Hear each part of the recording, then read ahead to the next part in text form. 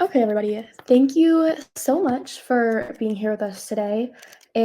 Well, at least in my time zone right now, it's 6:59 in the morning. So in the next 20 minutes, or 20 seconds, I'm going to get a few stragglers, but I'm going to go ahead and get started with this session. And so this session is entitled From Isolation to Inclusion, Compassion as a Lifeline for Teens at Risk. And so today we're really going to delve into a lot of things having to do with mental health and suicide prevention and the advocacy work that is involved with that. Okay, so my name is Grace Netski, and for Hope Means Nevada, which is a suicide prevention and mental health organization, I am the teen chair of that organization, which means I play a large role in fostering relationships with different teens in my community and really making sure that a lot of the different initiatives that are being planned in our community are teen focused and are focused on the needs of the teens so that we can give our own input and be a part of our own solution. And so I am 17 years old and I'm currently a senior at Faith Lutheran High School, which is in Las Vegas, Nevada. And I'm so excited to be here with you today and to have this opportunity. Okay, so now let me tell you a little bit about Hope Means Nevada. So, Hope Means Nevada is a grassroots organization, and it's dedicated to the mission of eliminating teen suicide and empowering teens to live hopeful lives. And so Hope Means Nevada started in 2020, which probably seems kind of crazy. It was in the middle of the pandemic, but that definitely put a little bit of a bump in our plans. But in the real sense of things, the pandemic happening created a real need for a mental health organization to launch because there was such a big feeling of social isolation and loneliness and depression. And so we wanted it to launch despite our limitations of meeting in person so that we could really provide people the help and support they need. And so as an advocacy organizations, we do collaborate with other organizations in the community and with schools, and we use social media to help destigmatize mental health and to reach our main audience of teens. By fostering open and honest conversations, we're trying to create a compassionate environment and connect young people to crucial and life saving mental wellness resources and also to each other so that they know they have a support system and they know that they're not alone in their mental health struggles. So, the reason Hope Means Nevada was created is in Nevada, we have some of the worst suicide rates and mental health rates within our nation. And so in Nevada, suicide is a leading cause of death for teens and young adults. And unfortunately, there have been deaths as young as 8 years old in Nevada. And this has really demonstrated to us that there is a dire need for mental health support and education, which is why Hope Means Nevada was created. And the Nevada Youth Risk Behavior Survey showed that 34.5% of middle schoolers and 42% of high schoolers felt sad or hopeless almost every day for 2 weeks or more weeks in a row after 12 months, which is a statistic that after understanding this and seeing it and seeing the effects that it can have on people, it's not really something you can see and just to sit and let it happen. You need to take action to ensure that people stop feeling lonely and they feel connected to people because all of these emotions are something that can be helped. They're not end all be all, and loneliness can have a solution. And within Nevada, research has consistently shown that social isolation among teens is strongly linked to an increase in anxiety, depression, and even suicidal thoughts compared to those with a more robust social network. So this is one of the reasons that even in the face of COVID and quarantine that we decided that we had no option but to launch our organization to help create a social network filled with so many people from different backgrounds and who have different experiences so that everybody can experience the kind of connection that helps combat loneliness and anxiety and depression. Okay, so like I said, today's session is From Isolation to Inclusion, Compassion as a Lifeline for Teens at Risk. So, as you listen to me talk and talk and talk today for the next little less than an hour, we're going to go through a couple of different things, and we have four main points. So, the first thing that we're really going to dive into is understanding how social isolation impacts teen health. Because once we can start understanding how this impacts teens, we can start finding a solution for how to combat it. And the next thing we're going to talk about is how to gain practical insight into fostering compassion and empathy among teens, which helps to create social connectedness, which is the next thing that we're going to learn about in various environments to really create a safe space and a support group for teens who are struggling and for teens who just need support. And the last thing we're going to touch on is exploring different ways schools, families, and communities can support teen mental health because there are a lot of different ways, and we want to share them with all of you so that you can incorporate them in your communities and start creating change. Okay, so the main link is social isolation and mental health. So, if you can think back to 4 whole years ago to any isolating events that might have happened in 2020, you can probably draw from your own experience about how social isolation impacts mental health. So, the event in 2020 that I'm talking about is the COVID quarantine that happened. And during this time, teens were separated from their friends, they were separated from their school environment, and a lot of people were even separated from their families. And this was definitely an unprecedented event that created new issues and not even created new issues, but brought to light issues that people were kind of brushing under the rug before. And it showed how much Nevada didn't have the proper support in place to support teens who really needed help, which was brought to light by the pandemic and across the entire world. Teens and adults and everybody who was in quarantine were feeling these feelings of loneliness and social isolation, which nobody had really experienced before, but it did really bring to light how it can negatively impact our mental health. And when we face negative impacts on our mental health, it correlates to negative physical health, and it can also escalate to much more serious things like suicide. And so this is what we are trying to prevent and combat. So the two main things we're going to talk about today are compassionate communities and social connectedness. But before we start talking about how to implement compassion and connectedness and why they are so important, I first wanted to explain what they are. So, compassion is how we create a culture that is accepting of all people, and it's how we work to break the stigma surrounding mental health. And if you're kind of unfamiliar with that, in today's culture and society, there's a very negative stigma surrounding mental health, and it's telling people that it's something that we shouldn't really talk about. It's something we should keep to ourselves, and that it's not common culture to really talk about. But we're trying to break that stigma because at the end of the day, your mental health is just as important, if not more important, than your physical health. And we want people to feel comfortable to talk about it so that they feel comfortable asking for help and getting the help they need. And so, compassion also encourages understanding, empathy, and support, allowing individuals to feel valued and understood. Then, switching over to connectedness, connectedness is a key objective of the National Strategy for Suicide Prevention. Research has been showing that promoting connectedness serves as a very powerful preventative measure against suicidal behavior. And then, for more of a definition, the CDC defines connectedness as the degree to which a person is socially close, interrelated, or shares resources with others. So, when we're talking in the world of mental health, these words are often used interchangeably because they're so often used in the same context and because they work so well together, but they are far from the same thing. So, for example, in a school setting, teachers can have a lot of compassion towards their students, but that doesn't mean they're exactly connected socially. So, if my teacher were to start using words like rad or wicked or other words from the 80s that I'm not really familiar with, students wouldn't likely know what those mean. And on the other hand, just because two people are connected socially does not mean that they automatically have compassion for each other. To give you more of an extreme and to the point example that I was talking about with some of my friends earlier is if somebody were to be a drug dealer and they are very socially connected in the community, that doesn't mean they have compassion for everybody. So I know that's a very extreme example, but it gets my point across about how even though they are used together, they aren't exactly the same thing, and it highlights why they have to be used together to be important. And so, in many of my examples today, they do overlap in many situations and will show you how they both work so well together.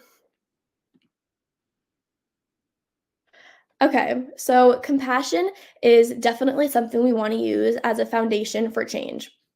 So, not only do we want to increase the number of connections among youth, but we also want to enhance access to supportive and compassionate relationships. Having compassion aids in the ability of forming meaningful connections, but it also helps us as mental health advocates to reach a wide audience. And so, connectedness is very crucial to mental well being. And this is why we focus on building these healthy and strong relationships between adolescents and adults, as well as their families and schools. It's crucial for having decreased suicidal behaviors and fostering a supportive environment. Okay, so our first main section we are focusing on is building compassionate communities. And the different things we're going to break down in this section are the role of empathy in reducing suicide risk, practical strategies to create supportive, compassionate environments, and real world examples of programs that promote compassion. Okay, so the role of empathy in reducing suicide risk. I'm sure most of you have learned that empathy is the ability to put yourself in another person's shoes. And this ability of being able to understand and share emotions plays a large role with mental health and advocacy. Empathy is so important because when an individual can authentically share feelings of concern, validation, or care with another person who's in distress, it can allow for that person to feel a strong sense of belonging and understanding. Even by saying something like, I hear you, or your life matters, these three simple words can make all the difference in the world. And so empathy is a very powerful tool, and Hope Means Nevada is teaching teens across Nevada how to use it. Having the ability to validate people's emotions during a mental health crisis or a time of struggle can help impact a person in a positive way and can help provide them with hope. And this also combats the feeling of social isolation, which can escalate other feelings of anxiety and depression. And so, what makes empathy so amazing is that we don't even have to know somebody in order to show them empathy. This can be seen clear as day when you think of a suicide hotline, such as the awesome and fantastic 988 Suicide Prevention and Crisis Hotline. This hotline is completely anonymous. They never use more than just first names. And when you call, you talk with a complete stranger. Yet, this person you're talking to on the other end of the line that you've never met before, who's probably living in a completely different state than you, can offer you advice and they can feel for you and they can still validate your emotions and help you work through what you're struggling with, even though they've known you for maybe 10 seconds. So, this really highlights how awesome empathy is and that how much of an impact it can have in helping somebody recover from a mental health struggle or help them not be consumed by these overwhelming feelings of depression or suicidal ideation. Okay, so there are many practical strategies to create supportive and compassionate environments in schools, within your own family, and within peer groups. And we have lots of real world examples too that Hope Means Nevada has used that have successfully promoted compassion in the community. So, education is a very important mechanism to use to create these supportive and compassionate environments. It's one of the ways we start breaking the stigma surrounding the mental health conversation because we're providing more information about the topic to prevent misinformation.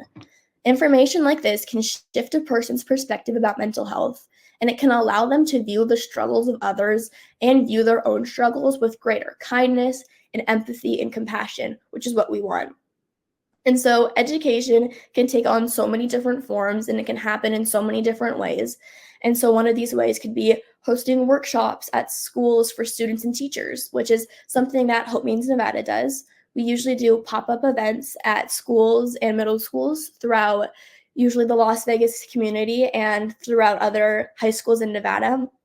And what's so important about this is even if we only reach two-person, even if only two people connect with our mission statement and use the resources that we're providing them, those people are all the reason that we keep doing this. Even one person out of 1,000 that we help, that one person makes all of this worth doing, because one life saved is worth all of the work and all of the resources used, because that is the goal here.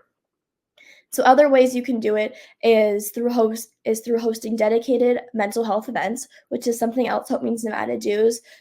Hope Means Nevada does through hosting walks such as 5Ks, as you can see in the picture, with signs and bright colors to really show that there is a supportive community that is here talking about mental health, that we're not going to shy away from it. And also hosting community events where teens and other individuals can get together and feel comfortable and have a safe space talking about mental health and their struggles. Something else that is one of the biggest points of education is promoting the extensive resources that are always available to those who need them. A lot of the time, one of the hardest things to do at first is accepting that you need help, and accepting that if you're lonely, if you're depressed, that there is a problem, that you don't want to feel like this anymore, so that you want to reach out to somebody. And what Hope Means Nevada does is, we're not a medical organization. We don't offer medical help, but we help connect people to these resources so that when they accept that they need help, or when they're looking for it when they need it, that they know exactly where to go to and that they know what's available to them. So education gives us the rare ability to help reframe someone's mindset, and it allows them to connect to the mental health mission on an emotional level, which can help so much to further push our mission forward and to connect a lot more people. And if you want to go a step further and even reach out to 5 friends and ask how they're really doing, do that, because you never know what someone's going through, what someone's grieving until you ask them. And even if they don't want to talk about it, just being with them and being present, showing up. That was in a loving way. Because I didn't really necessarily remember what anyone said to me during our the initial few days after she passed, but I remember the people who were there and how much that meant to me, just being them showing up and in person. So that can also be a huge thing. They don't even need to say anything necessarily. Nothing. It's actually probably better if they don't. It's probably better exactly. If you go on a walk and you just enjoy that walk, and even just in silence, as uncomfortable as it is, because I know for me it's very uncomfortable. Okay, so this was a video from the Hope Means Nevada Instagram when we did an Instagram live with these 2 sisters who unfortunately lost their other sister to suicide. And so, additionally, the woman in this clip at the top is one of the cheerleaders for the Las Vegas Raiders, which is an NFL team. And using celebrities and well-known public figures can help us to reach a larger audience. But I want to focus more on social media as a whole. And so we oftentimes view social media as a bad thing and sometimes as kind of a burden. But the more proactive way to see it, is as something that you can use to your advantage to promote your mission. Given that social media is something our target audience of teens uses constantly, I can attest to this. We couldn't pass up the opportunity to use social media as one of our main ways to connect to them. It's very special to be able to have a platform where you can share people's mental health journey with a large audience, and this is what social media is. When people are able to see in their social media feed people candidly talking about their mental health, it helps to create a sense of normalcy around this type of conversation. Additionally, this can give people the opportunity to hear a story they connect to, which can give them the validation and support they need in a time of struggle. So even though it might be hard when you're constantly being told social media is bad, we need to start viewing it not as an enemy, but as an asset in our advocacy journey to help change the feed of social media. So instead, when you're scrolling on social media, it's not news about the election or war, but instead you'll get something refreshing, something different, like, hey, "You matter. I hope you're having a fantastic day." Or you'll see a video just like this one where it's a truthful and honest conversation where people are just talking about how they've struggled with mental health and what their stories are. So people start understanding that this is a completely normal conversation to have and that they don't need to be shying away from talking about their emotions and they don't need to hide them, but that they can open up about them because other people feel the same way that they do. Okay, another way that Hope Means Nevada has found success with our mission is connecting with politicians. So, sharing people's stories about mental health and suicide with politicians in your community can play a large role in putting into motion positive change. So, you can also share mental health statistics, which can highlight the negative effect that is had when people are not given adequate mental health support. And so, sharing these stories makes connections that help you on a larger scale, and it also showcases to your entire community that what you are fighting for is important because at the end of the day, if bills are being passed about it, if politicians are talking about it and they're trying to make initiatives about it, it kind of sheds a new light on it like, okay, like if this is just one person telling me about it, this has gotten to such a larger scale into a larger audience when you bring in politicians. And it shows people that this is something they should care about too. And so the example that we have from Hope Means Nevada is definitely something we are very proud of, and it's Senate Bill 249. And so this was passed in the Nevada legislative session in 2001.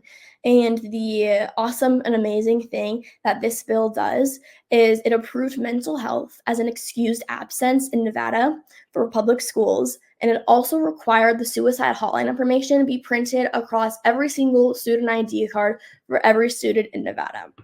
So while this may seem small, it's just the little font on your ID. Having access to just any kind of resource that you can easily access when you are in a crisis can make a world of difference because this keeps you from struggling on your own with being your own audience for your bad emotions. And it gives you somebody to talk to, somebody who has so much knowledge about mental health resources, who has knowledge about what to do to help somebody in this situation.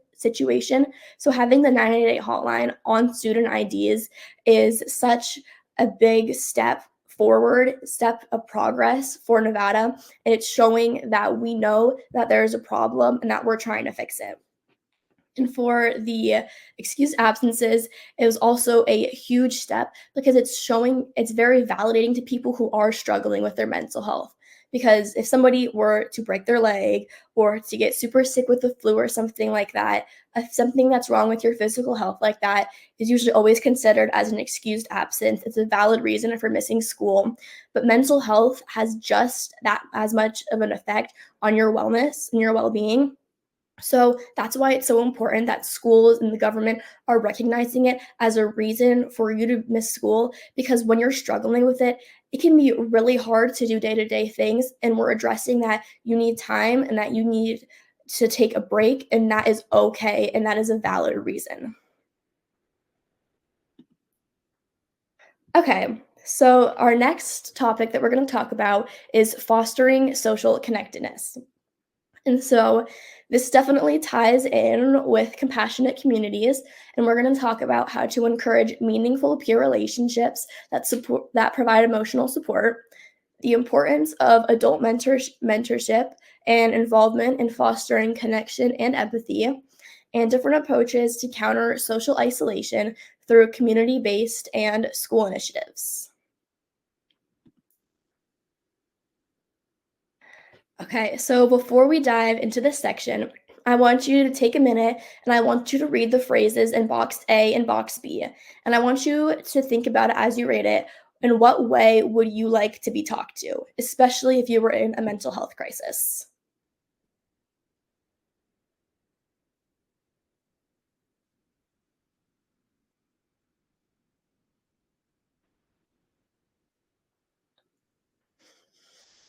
Okay, so I'm going to make the assumption that most of you chose box B for how you would like to be talked to.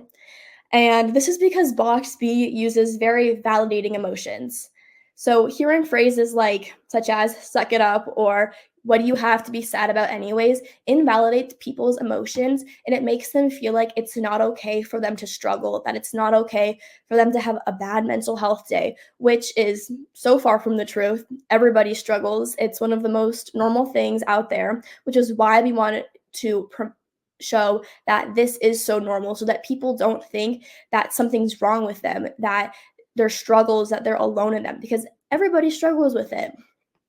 And so when we're trying to create meaningful relationships, it's very important that we approach it the right way. And the first step to that meaningful relationship is using validating language. So using language such as the one in box A prevents you from giving somebody the emotional support they need, and it also prevents validation. And it's also like I was saying, a huge contributor to the mental health stigma, which is that the underlying theme is that struggling is bad and that mental health is not important, which is not true. And using this language can make people feel socially isolated.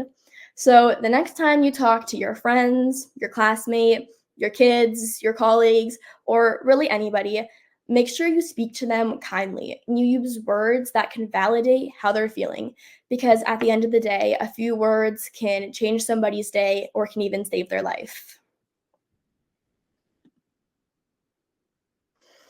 Okay, so the next topic we're talking about is adult mentorship and involvement in fostering connection and empathy.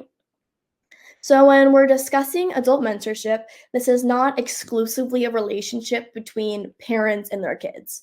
These adults can be teachers, coaches, family members like aunts, uncles, grandparents, or anybody who is in a position where they're a role model or a trusted adult in a youth's life. So, no matter who you are, when you are in a mentorship position, it's important to lead by example. So this may sound creepy when I say it like this, but when you are interacting with youth, you're constantly being watched. The youth in your life pay attention to what you do and how you do it, so it's important to be a positive example. Being a positive example can take on many different forms, such as openly talking about mental health and trying not to shy away from the topics that can be kind of cringy or uncomfortable when you talk about them. And so asking the hard questions, even though it can be really hard, it can be very uncomfortable, but it's important not to skate around the problem. So asking upfront questions like, are you struggling? Do you need help? Or even, have you been thinking about suicide? This steers the conversation in the right direction. And even if this is uncomfortable for you to talk about, this lets the person who is struggling know that somebody loves them enough and that they are cared about, that they have support, and it helps move into the direction of addressing that there is a problem so that the person who needs help can get the help that they need. And so, as adults, remember you're not perfect, which is awesome because that's an impossible expectation to live up to. And at the end of the day, it can be really hard to open up about your own mental health struggles. But sharing these stories can provide a lifeline for somebody who needs it. So I know we've been talking a lot about teens so far. I'm selfish, what can I say? But adults are just as important a piece as teens in the mental health story, and they struggle too and you struggle too and need support. So I want you to know that you're doing awesome and that if you ever need help, there's not just resources for teens, there are resources for everybody, and there are resources to support you in whatever journey you're in. And you can find some of those at the Hope Means Nevada website, which is hopemeansnevada.org. And when we're talking about advocacy, there's also a big role that adults can play. So I am an advocate for teen mental health and for suicide prevention.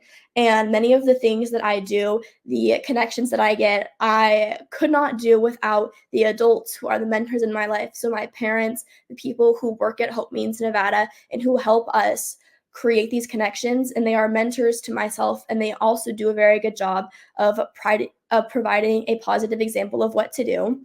And they understood that teen mental health was a problem, and so they're helping teens be a part of their own solution. They kind of came to us and were like, we know that mental health, that you guys are struggling, So what do you need? And they're helping us foster these relationships. They're teaching us to be compassionate.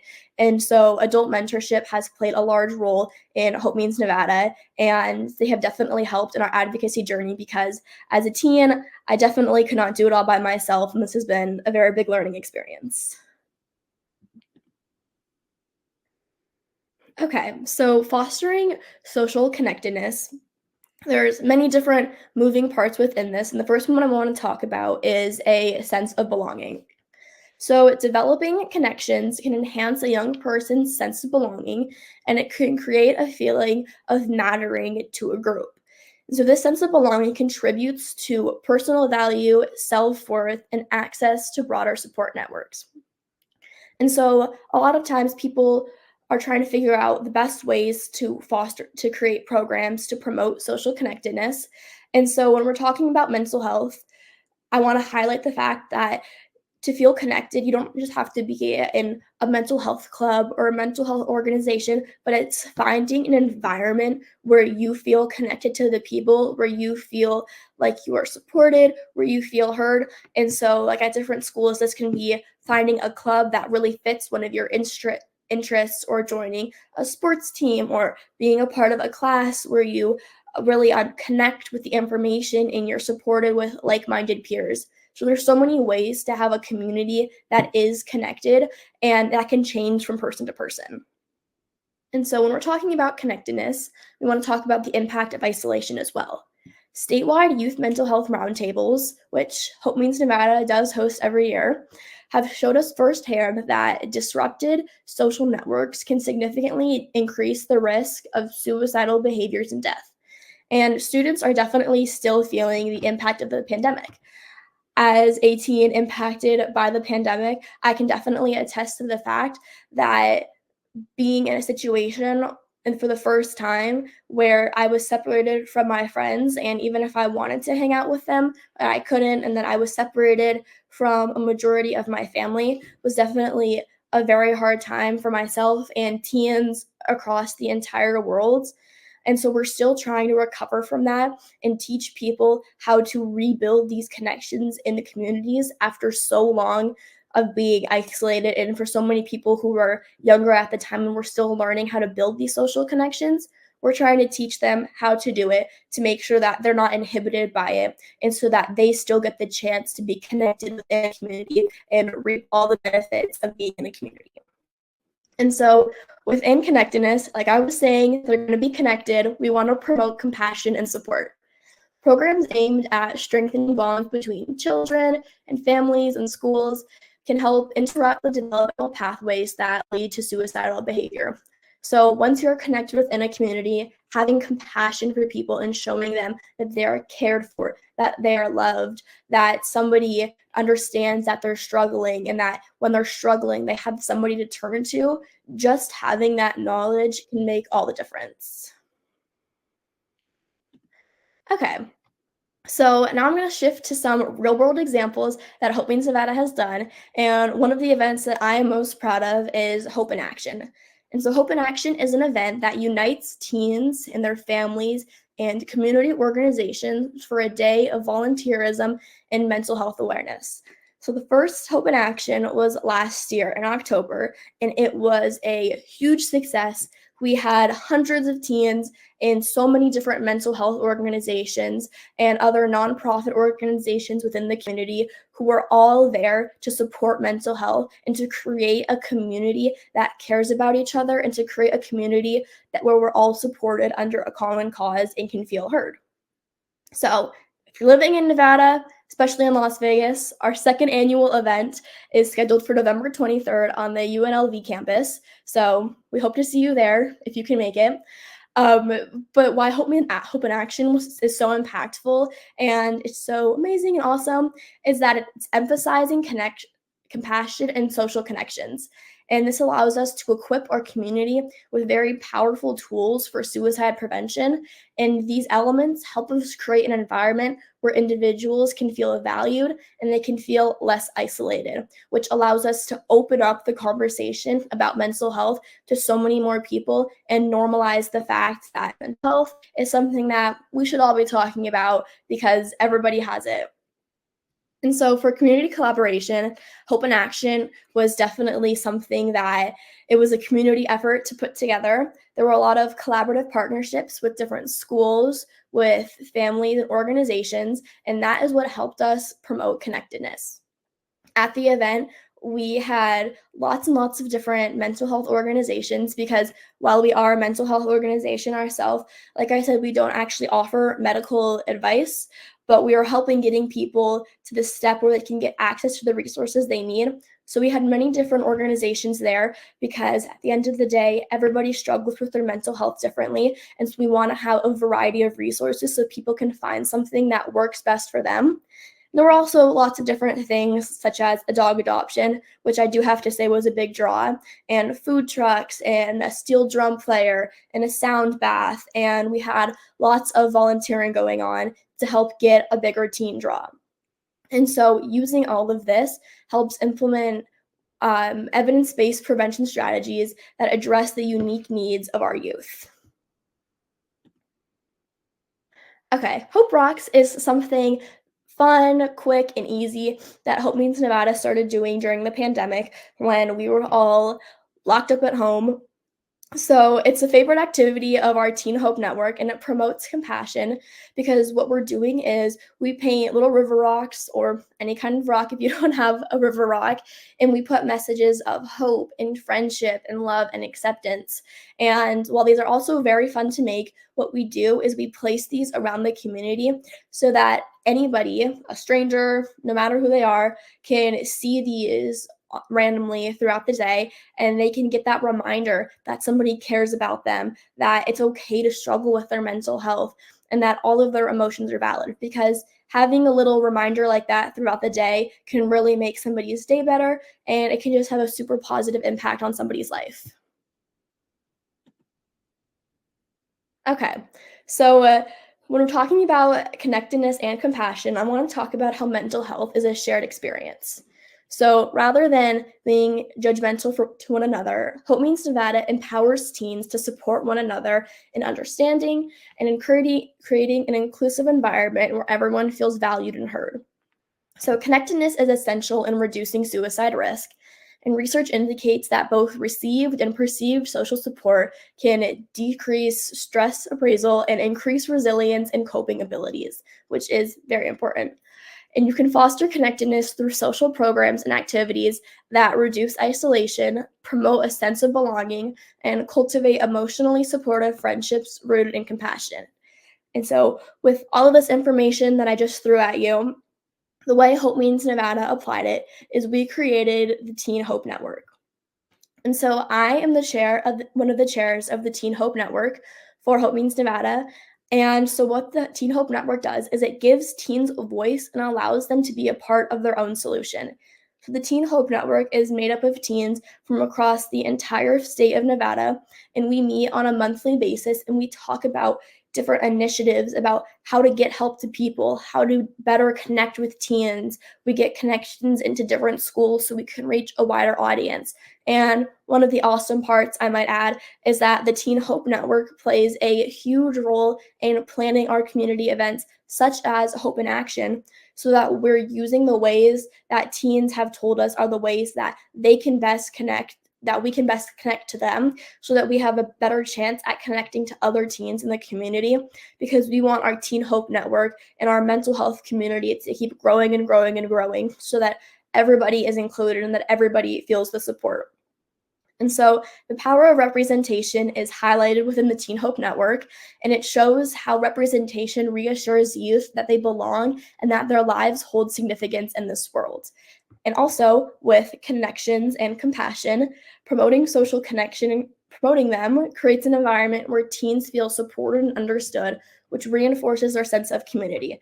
Because when you realize that there has been an organization created for teens for their mental health struggles, it makes you feel more heard because you understand that you understand that people know that there's a problem that needs to be fixed.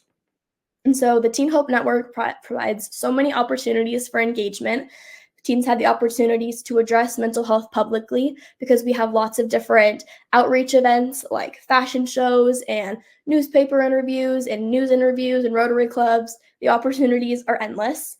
And there's also both in-person and online events that amplify our voices and show that our experiences matter. And so our community offers hope through events that foster empathy and advocacy, such as our Hope in Action event. And whether it's virtual, like we are now, or in person, these gatherings create safe spaces for discussion, connection, and the sharing of experiences. So before I open it up to questions, I do want to talk about how Hope Means Nevada has resources on their website. So like I was kind of saying before, there's so many different ways that people can struggle with their mental health. There's so many different factors that play into it. And what Hope Means Nevada has on their website that's really cool and really awesome is we have so many different resources that cater to so many different needs. And this allows you to find a resource that best works for you.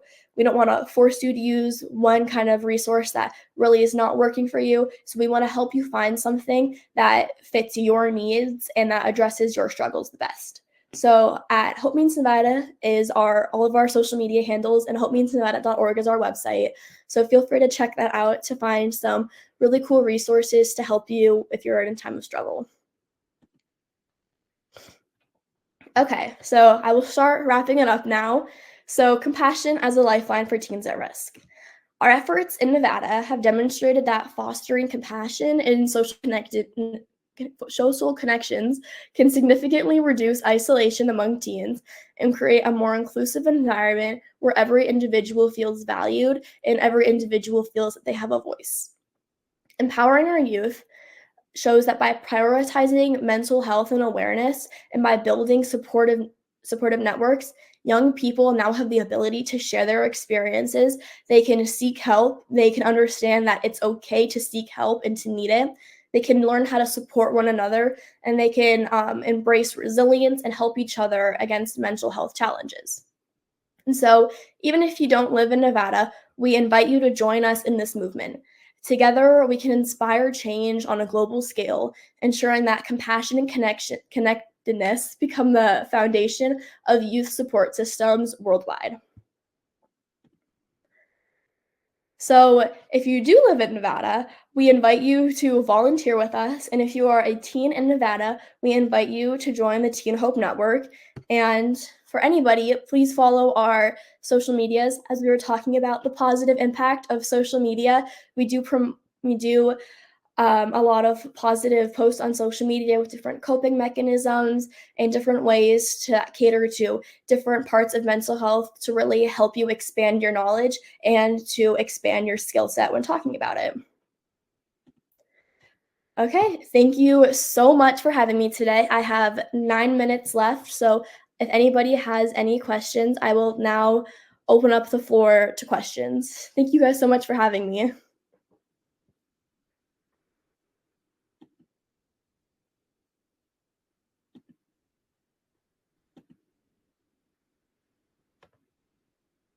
Oh, and if anybody has any questions too, you can put them in the chat as well if you are struggling to figure out how to get audio control.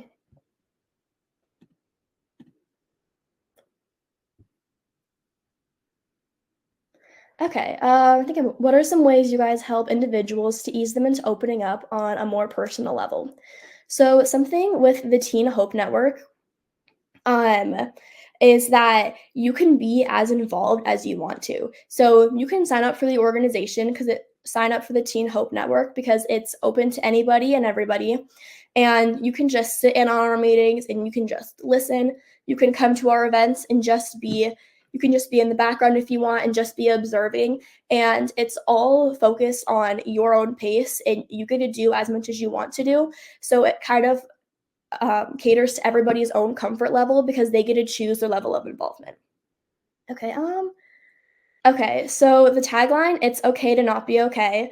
It's not exactly our organization's tagline, but it is a phrase that we really like to use because it's short, it's sweet, it's to the point, And it really gives a good overarching theme of the mental health conversation by showing that we're struggling, a lot of people are not okay, and we need help, but that's perfectly okay. Everybody struggles, everybody has mental health. It's just as important as your physical health, and that it's okay to accept that you need help and that there is something wrong.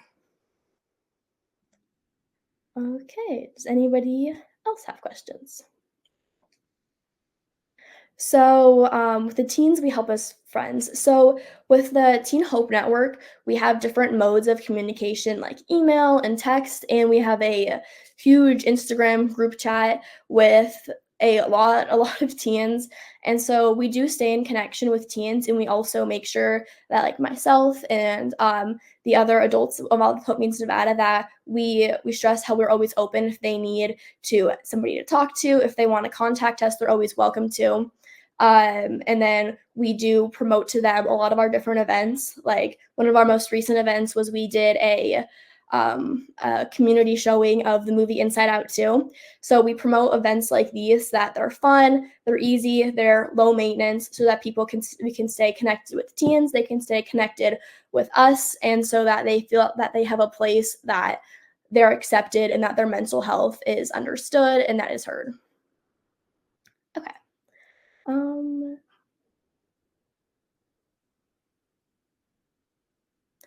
okay, so what I would recommend for reaching out to people who might be struggling to ask for help is asking the hard questions. So even if it's something that's really difficult to ask and it's super awkward and uncomfortable because you don't want to ask your friend a question like, have you been thinking about suicide? Those 15 seconds where you are uncomfortable are compared to your friend who's struggling alone and who doesn't realize that there's somebody who supports. So any day, I would recommend taking those 15 seconds that are uncomfortable to ask that hard question so that your friend knows that they have a support system and so that you can open up the conversation about their mental health and about their struggles. Because even if they don't want your help and they're like, please stop talking to me, they still know that they have support. And even if you can't give them resources or help, just knowing that there's somebody who cares is one of the best ways to do it. Okay. So yeah, even if they are closed off or they may not be open to therapy or sessions or anything like that, just showing them that you care. Remember, you're not their therapist, you're not their doctor. Just showing that you care and that you support them is usually like one of the biggest things that you can do. And even though it seems really simple, it can make a huge impact in somebody's life.